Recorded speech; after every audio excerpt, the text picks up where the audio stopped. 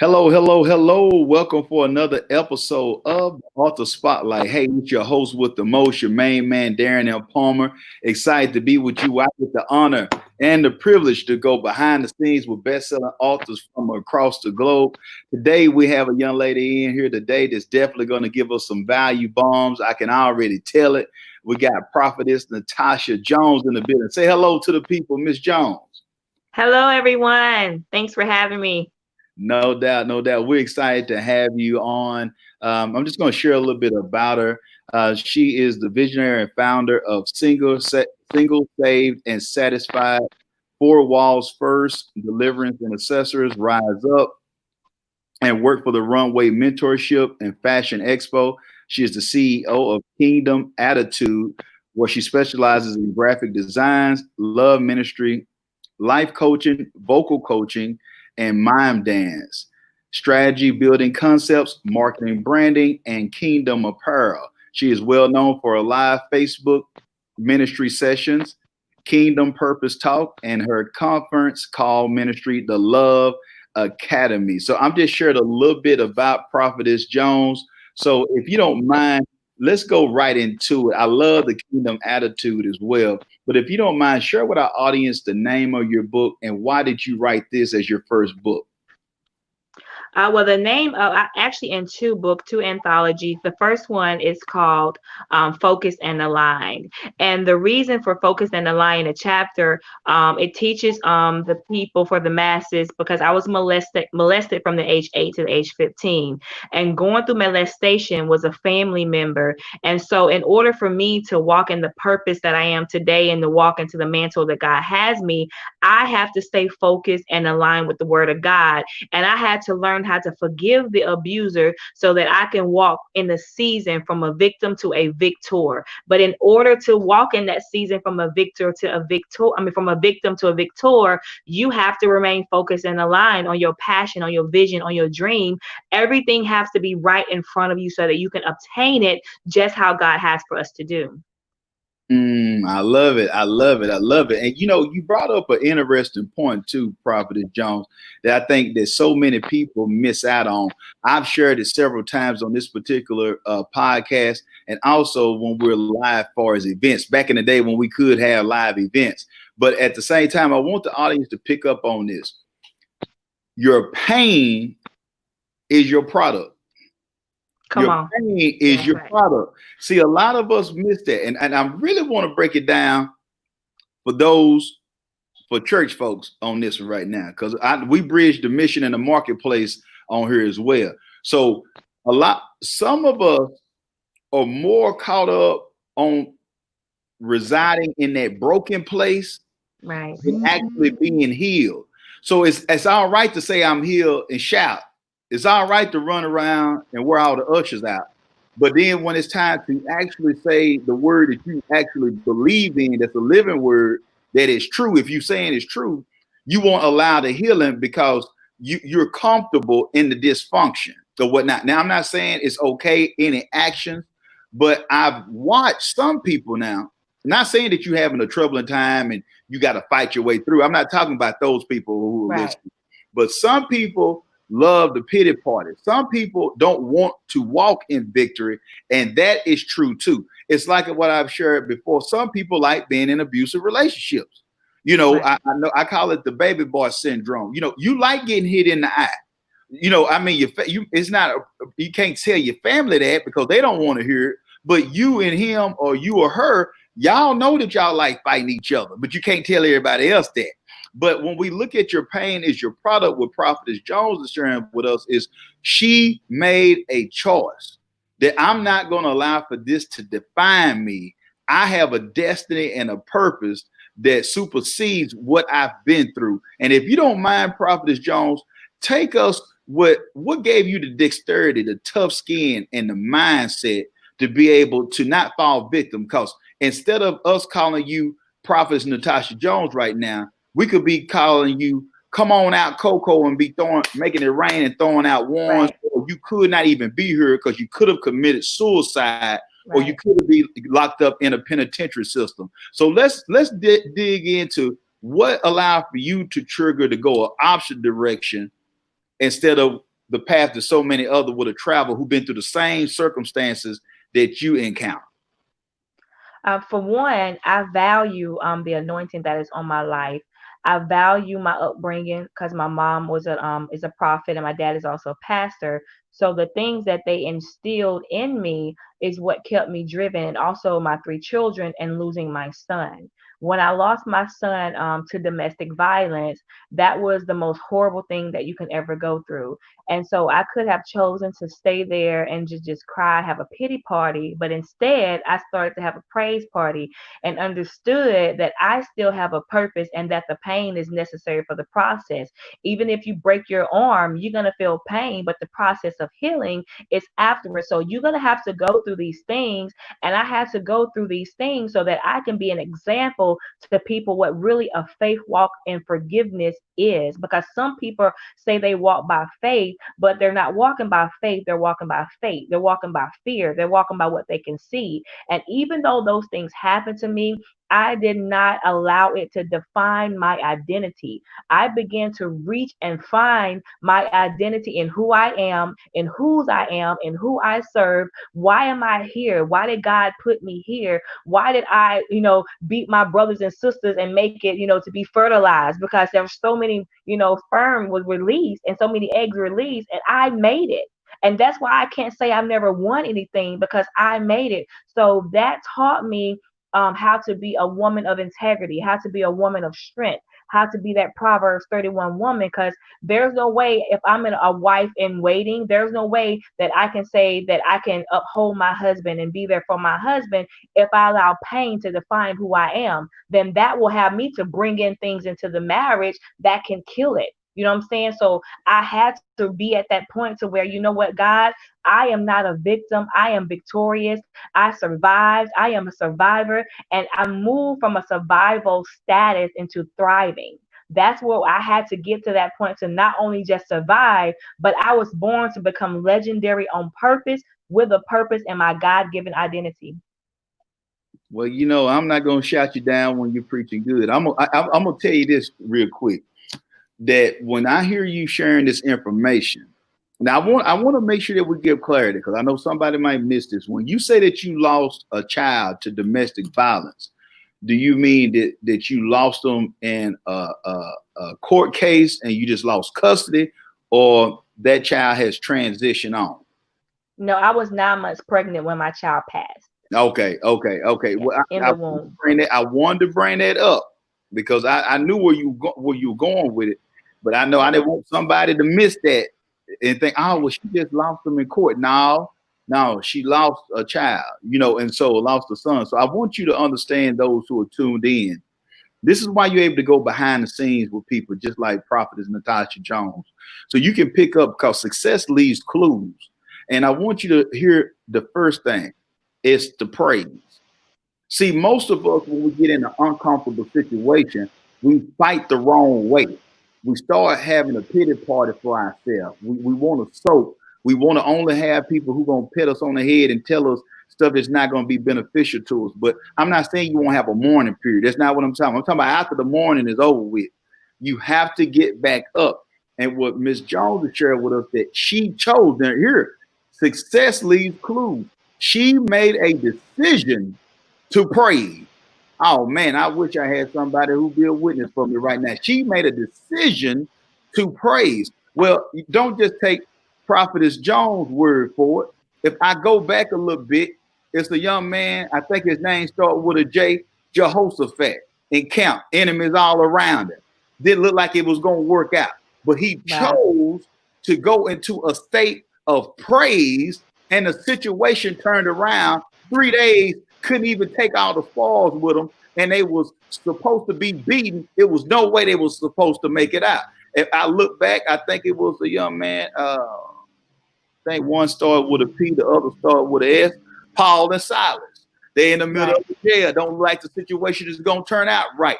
Everybody looked at them. They singing an Akon song. They saying, "I'm locked up. They won't let me out."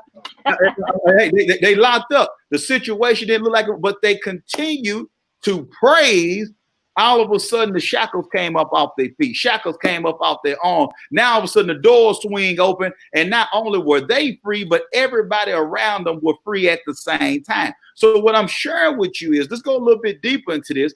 By Prophetess Natasha Jones choosing to praise in that uncomfortable situation, not only was she free like Paul and Silas, but now all of a sudden her remaining children are free because of this. Yeah. Now all of a sudden she's pouring and sowing into people across the globe through her books or whatnot and her programs because she was loose that day by choosing to praise. So I'm here to share with you that your opportunities are being missed, not because God didn't give you the opportunity, not because it wasn't bestowed upon you to have purpose and to have greatness, but when the enemy comes in like a flood, you have to understand to stay in position. You got to continue to pray. You got to continue to praise, and you got to continue to prophesy, even if you have to prophesy over yourself. As David said, he had to encourage himself. Everybody's not going to be able to get you out of this. So when I'm listening to this today, I want you to take from this lessons from Prophetess Natasha Jones on the importance of praising your way through. This is not just a little old church song. This is not for the faint of heart.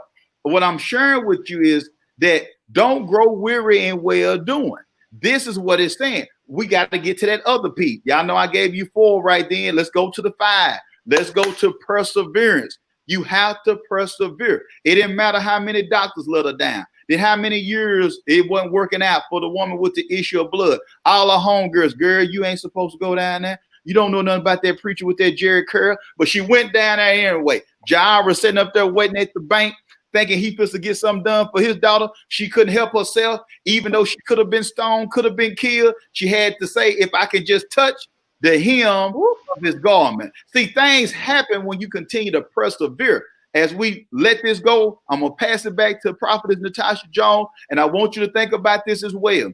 The promise is with you. Don't miss this. The promise is with you. But even though the Israelites was promised the land, they had to take the land. My God. Don't miss that. They didn't go in because most of them saw themselves, we look like grasshoppers. These giants in the land. We can't take it. But then all of a sudden, Caleb and Joshua said that we're well able. They were the only ones who were able to get it. So that gives you understanding right now. Even if you have a promise over your life, even if you have a destiny, you can mess up the destiny because you won't do what Prophetess Natasha Jones just shared with us. You won't choose to praise God in your time of need. You're choosing to listen to what your homegirl doing, who putting them extensions in your hair. You choosing to listen to your eyelid person who putting them eyelashes on you. You choosing to listen to your homeboys at the barbershop. You choosing to listen to the folks who calls and mess at church, and you wonder why you missing your blessing. So you got to praise your way through. Now, do you agree with any of that, Natasha Jones Prophetess? I just want to make sure I ain't straight. I can take constructive criticism if I'm gone too far. Just help me out. You talking good. You're right. You got to press and praise your way through in the midst of the situation and circumstance. Just like Paul and Silas, if they want to open up their mouth, the miracle and the shifting is in your mouth. Some people are afraid to open up their mouth, and the enemy wants us to silence and be muzzled. But this is a season where you got to speak up and speak out and know who you are in faith and speak those things as though they already were. Anything that you're going through, and you can choose to lay there. But guess what? For me, giving up was not an option. Giving up is not an option in this season. I must press towards the mark because there is a higher calling. There is something greater. There's always something. I always used to tell myself in my situation, there has to be more than this to life. There has to be something greater on the other side of this. And what's greater on the other side of this is my obedience, and to be from a season of desperation to a season of deliverance. I had to step into that season because somebody else's breakthrough is attached to my obedience. Somebody else's breakthrough is attached to my deliverance. So Mm, if I would have never walked in that season to where I was delivered and set free and know that I did nothing wrong to deserve this, that's the most amazing place you can be with God, is in a place of freedom and a place of rest. In mm. a place of freedom and a place of rest. So I encourage you today to get in that place, get in that secret place, pray in your prayer closet. And I'm not talking about a closet in your home, I'm talking about in your heart. Wherever you go, that is your safe haven. You could be in the grocery store and God can do a miraculous miracle just like that. See. That's what I'm talking about. I see, said the blind man to his deaf dog. Don't mind Prophetess Natasha Jones. This is just her country cousin Darren Palmer out of Texas here. But I want y'all to understand this. What she's sharing with us: obedience is better than sacrifice. Mm, See, some of you thinking because you joined the choir, you showed up to Sunday school, small groups, you watched online services, you electronically gave through Givelify, that's all it takes. I'm not knocking none of that at all, but you have to understand the importance that somebody's destiny is connected to your obedience. Woo, that was some fire right there. Don't y'all miss what Prophetess Natasha Jones just shared with us. I'm going to give my personal testimony on this right now. I'm in a season right now, as the old folks would say, or the old saints would say, right now, RATTT. I'm in a situation right now, so to speak, where I had to come to that conclusion myself in this mm, season, that I realized that it's some things that even in the flesh that I might want to do, but it's too many people that's connected to my destiny. It's bigger than me. Y'all heard the that's Big right. Sean song. It's bigger than me. I'm here to tell you that's not King James version. That's not King James version. But I'm just want y'all to understand that it's bigger than you. Your seeds, your kids, your spouse, your future spouse, whatever, that company, that ministry that God has placed in you to give birth. You are a midwife, whether you male or female, to give birth to what God has given you in this season. It's somebody that needs you to have a safe place to work. It's somebody who needs you to have a right growth culture that's going to allow for them to be able to sow into their kids and their grandkids' lives for generations to come. It's about you, where people can come to work and talk about the God that they love. It's up to you to change it. I love what Tyler Perry said. Instead of us always asking for somebody to give us a seat at the table, build a table. You create Come the on. table. You are the head and not the tail. You are a lender, not a ball. So stop waiting on everybody else to do what you are supposed to do. And I want you to talk to them, Prophetess, because you've been able to do this. You have utilized what God has given you, as He did with Moses. He asked you what you had in your hand. You use what you Jesus. had in your hand. You didn't have to have it all together. But I want you to share with the audience about you moving forward with what you had. You didn't have to be Oprah. You didn't have to be Michelle Obama. You didn't have to be none of these other people. You chose to operate in the gift He gave you. Share with the audience of the importance of not waiting, but moving when God tell you to move. In this season, it's important to move with the shift. When God gives you a divine assignment, when God places a divine mantle over your life, He does not ask you how much money you got in the bank. He doesn't care how much money you got in your savings account. But what is attached to you is the favor of God, because favor will take you places money won't even get you. Favor will open doors that money won't even open. Favor will allow you to be attached to people that your resume don't even qualify you for, don't even qualify you for. So I had to go with the gifts that I had, because I'm reminded in Habakkuk 2 and 2, it tells us to write the vision and make it plain. God never said make it complicated. We complicate the vision. God says you just write it, I'll work it. You just write it and you believe what you write and let me do the manifestation. So without me having a dime in my hand, with going through two divorces, I'm talking about losing everything I had, gave everything to my ex-husbands. I told the judge I don't want it. I'll start over, because I knew the favor that was attached to my life, that God was going to do something. Even when tradition and family did not believe in me, God believed in me, and I held on to that. I could have easily gave up and said, I don't have support. But God says, I am the supplier. When you don't have the people, you got the promise. When you don't have the people, you still have the promise. He says your gift will make room for you. He didn't say your education. He didn't say your job. Right now, we're going through COVID. People don't even have a job and ain't even tapped into their gifts, so they're stuck. But guess what I have? I have a gift. I have many gifts that God has given me. And I'm always the type that believes there's more than one way to skin a cat. So I'm very creative. I'm a visionary. I get my hands in there and I find out what works and what don't works and what's gonna compel the people and to impact them to change and to want to be something in life, to want to come out of that dry place. So it's important to activate the gift so you don't have to be in a dry season. Woo, woo. When I think of this, when I hear you sharing this, prophetess, I think about what the Lord told old Abram. Mm.